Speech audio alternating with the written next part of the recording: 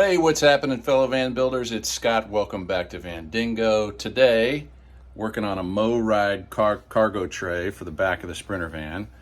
And good directions, pretty simple. You see it's got a QR code there. You just flash on that and you get an easy install video.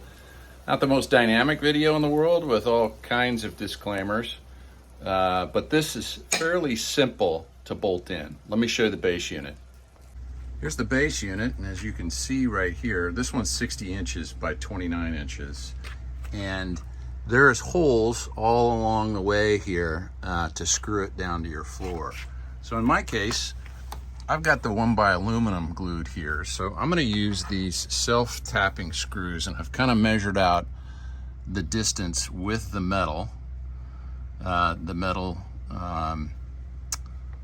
frame portion here, about the depth that I'm gonna need. It's kind of goofy. This is a 1 3/4, which is really a 2-inch, but it includes this spacer, 1/4-inch spacer. That's a bit of a scam. Anyway, I got the distance, I think, right. So hopefully it won't penetrate below into the sheet metal. That's the hope when I screw these down. All right, check it out. The MORryde cargo tray is in. That was way easier than I expected. I aligned it as best as I possibly could with the aluminum strut on the side here, and bolted at least 3 rows down. So simple latch release, pull it out, it's now extended out.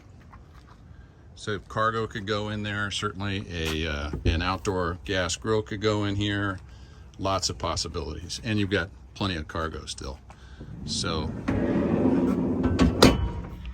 I put it in here with enough room so I could put plumbing around it and electrical. I've got plumbing and electrical on this side for sure.